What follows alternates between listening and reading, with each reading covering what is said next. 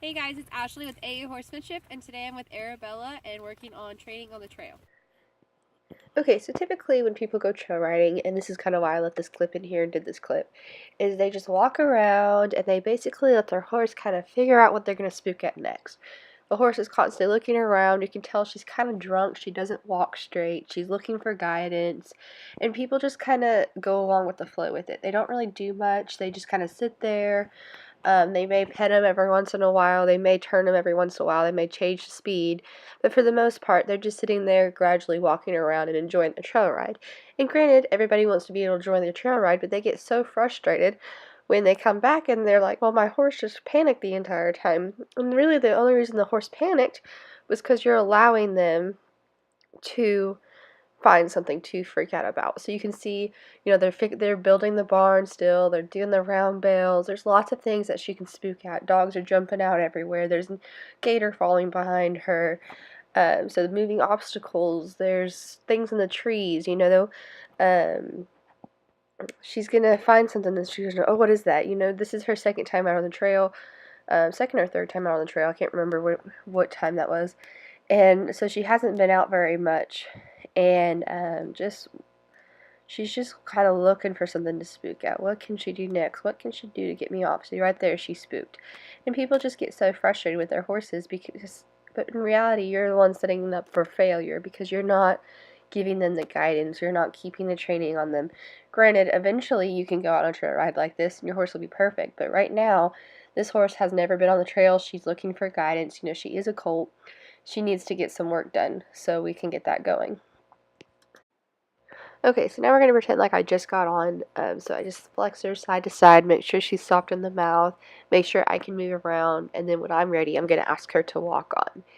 And we're going to go ahead and get started with what I usually do. So she's already been warmed up with groundwork, so she's been walk, trot, and loping. She did a couple walks and stuff, and maybe move her feet around and stuff. So now I'm going to go ahead and do our tree to tree exercise. So I'm going to do it at the trot. I'm going to trot up to a tree, and I'm going to look at a tree, and I'm going to keep her head straight as a board going up to that tree. So every time she wants to turn and move, I'm going to pull her head around and make her go where I want to go. I'm going to post when I'm going up to the tree, and I'm going to sit when I'm going around it. So warn her to slow her body down. This is going to teach your horse turning as well as reading your seat. It's not necessary for to do for just barrel horses. It's good for all horses. This is how I get a really good turn on horses, is getting them to go around trees, and then it also makes them where they don't want to go near trees to hit your leg or anything like that. They understand trees are associated with work. And it also gets their brain thinking. So instead of what I'm going to react to next, it's, oh, let me start thinking, getting that brain moving. So you get the thinking side of the brain by moving their feet forwards, backwards, left, and right. So now we're really getting her to think here by moving her feet. Now I'm looking at my next tree, and I'm going to try to make her as straight as I can be. So I'm going to look at it, and that's where I'm going to go. So I'll go ahead and, oh, there she goes. It's a little shaky, I'm sorry. There we go. And a lot of people are like, well, that's not really great ground to have on here. I really like to have the different ground. Ideally, no, I don't want sticks everywhere. But you never really know what's going to be like on the trail. It could have sticks everywhere. It could be perfect ground. It could be deeper ground. So on right now on this property, there's deeper dirt. There's lighter dirt. There's sticks there. There's might be jumps somewhere. Excuse me.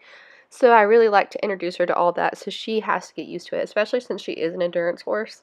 I've never been to an endurance race, so I can't say that they would have any bad dirt, and I'm sure they wouldn't, but you never know. There could be a log on the ground or something, and you need to have a horse that's not going to spook at it. And typically, horses, especially Arabians, are pretty fast and want to go, go, go, go, go. So with this exercise, if she was really go, go, go, I'm going to look for trees that are closer together. You kind of have to think about it, people that like to run and people that hate to run. If I had to say, if you were in my class for training and I said, okay, today we're running 5 miles, the people that like to run are going to say, oh, yippee, and the people that hate to run are going to say, oh my gosh, no, that's going to be horrible. So we're going to tell the people that like to run, okay, you're going to run 5 miles, but every 10 feet you have to stop and give me 10 push-ups. If we're doing this as punishment, let's say. And the people that don't like to run, you can do 10 push-ups after every mile. So now it's a little more, the Arabians, kind of faster horses, are going to be like, oh, this isn't as fun as I thought it was going to be. And the slower ones are like, oh, okay, this isn't too bad. It's not going to be their favorite, but it's not going to be too bad. So this is how we kind of get them to slow down, rate our seat, and, if you want them to go fast, they will do it when you ask them. But I want to make sure to dare them to go fast. So my reins are pretty loose, and I'm allowing her to do this. So these turns aren't going to be perfect. Obviously, because she's just now learning how turning works. You know that she's going to go out on some ways, she's going to go in some ways, and that's where you have to know where to put your hands and legs. So if she's swerving out, the hand and the leg closest to the tree isn't going to be a good way to keep her in. That's going to push her out because you're pushing that shoulder out. So you want to use the hand and the leg away from the tree and push that into her side to kind of close that shoulder over there and open the side closest to the tree to get her to there. Now, if she was going too close to the tree, you'd want to do the ones closest to the tree and push her away from the tree.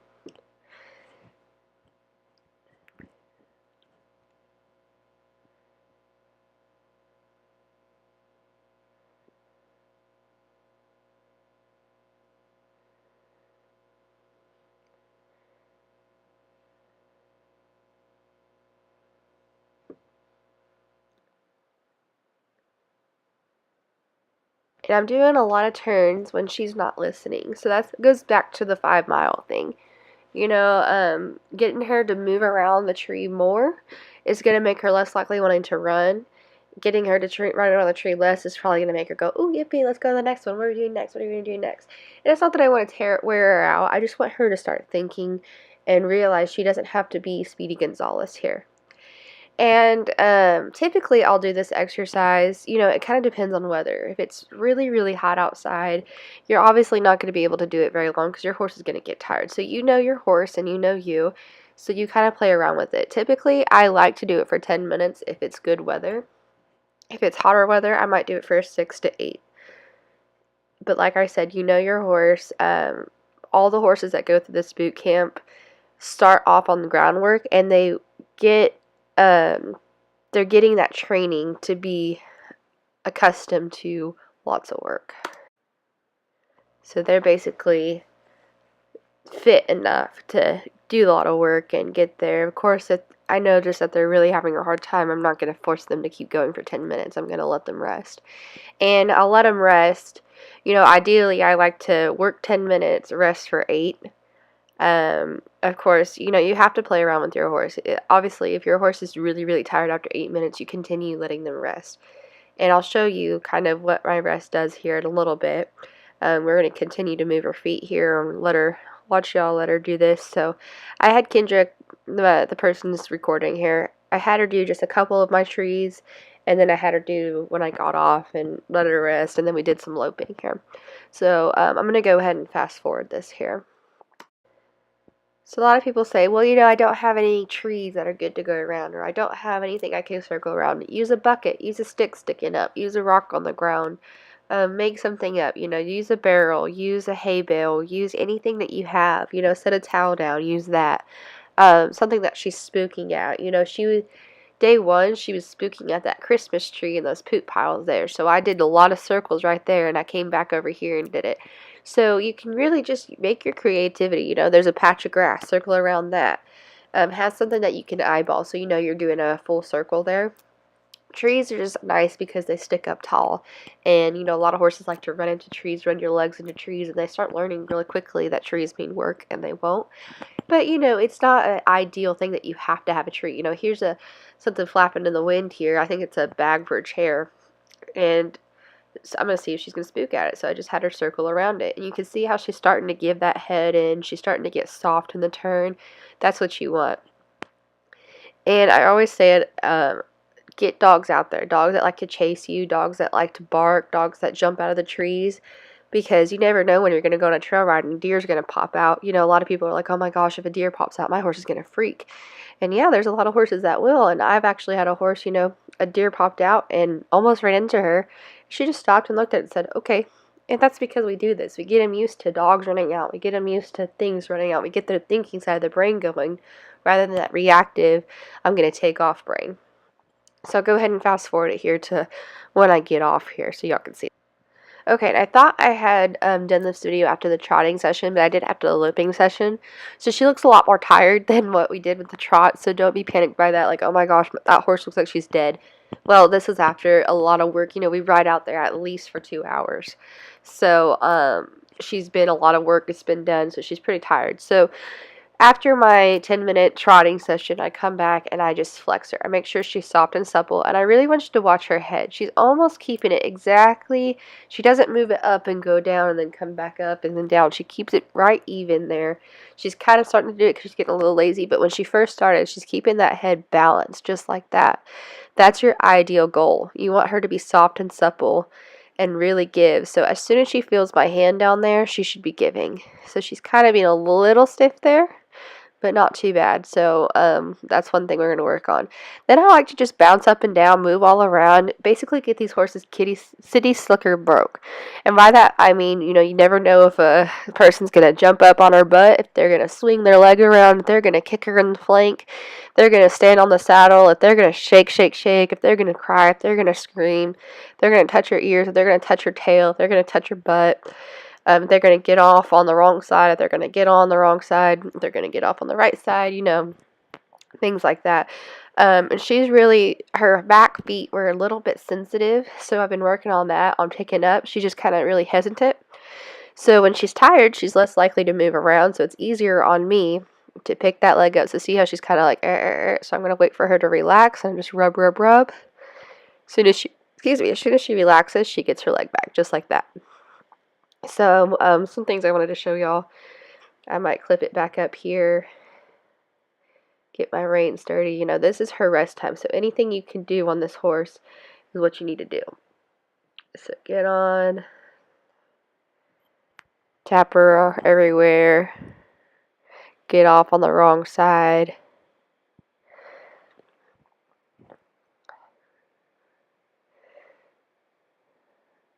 So right there, she moved. That's okay. I'll just flex her this time. So ideally, eventually, I'd like her to let me get on and her not move. But, you know, we're going to get there, and this is how you get there, is you allow her to run, then rest, and her rest is stopping here. And now I'm clapping around, making lots of noise. You want to do everything you can to try and spook this horse. You know, a lot of horses go with rein, so I'm going to say, here's the rein, are you going to go? I'm basically daring her to move forward.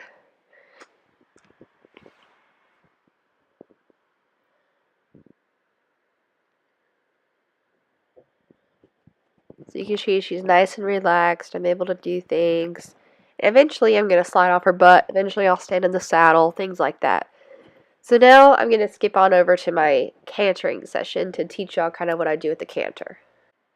Okay, so in this cantering session, I'm basically going to give her her rein, see which way she wants to go, and I'm going to go the opposite. And I know this is kind of confusing because I don't have a demonstration up. I don't have like different buckets out so you can kind of see what I'm doing. But basically, I'm going to let her go straight, and whichever way she leans, I'm going to go the opposite way. And this is just to kind of teach her, you know, she doesn't win. She doesn't get to control where we go. I might take her up hills. I might take her up by the other horses and work her a little bit. Things like that. Okay.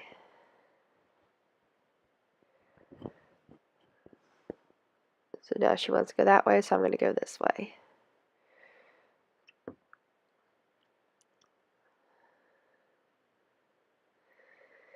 And she was really stuck over there, so I just kept working her there, and now here we go.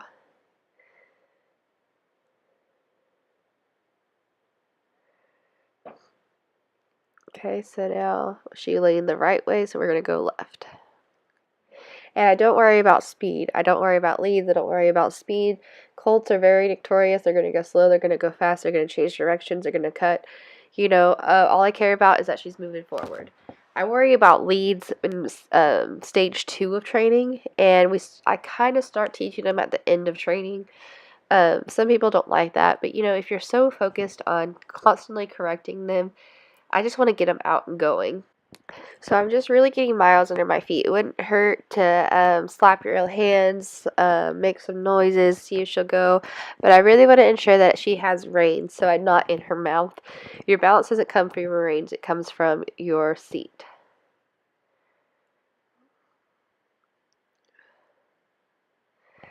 You can see the dogs are chasing, the dogs are barking. Really good desensitizing.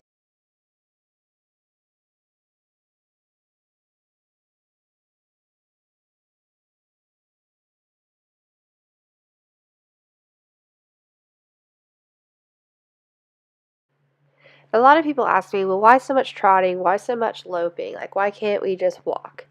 And you can walk and you can just trot if you absolutely want to. However, it doesn't really get them thinking that much. So the more miles I can get under this horse's feet, the better control I'm going to have. So right now, if I were to just walk around, she's not really learning much. She's not really getting that hamster wheel going. I kind of think of loping as that hamster and that wheel ticking. You know how people like say how electricity kind of works in cartoons? That's kind of how I think the horse's brain works. If you kind of picture that, you have to get running to get that hamster running. So, it gets them the miles under their feet faster than you having to sit there walking all day to get those miles. So if I'm running, she's thinking a little bit more. And in honesty, it kind of gives them more confidence. I've noticed a lot more confidence in horses when you're loping them. And everywhere I go, I always start off loping because, well, I don't always start off. I warm them up, of course, but getting them going in a lope, they're less likely to spook really bad. They start thinking, they start getting that going, and you just have a nice all-around horse at the end. You can just sit there with that rein on her mane and canter her off, and she's not going to speed up. She's not going to slow down. She's going to go that constant speed until you tell her something different. And that's what you want. And it's not going to be that constant speed. It's not going to be Speedy Gonzalez. It's going to be that nice canter that she's really easy going. The head's down. She's nice and relaxed because she's like, oh, we've done this before, you know.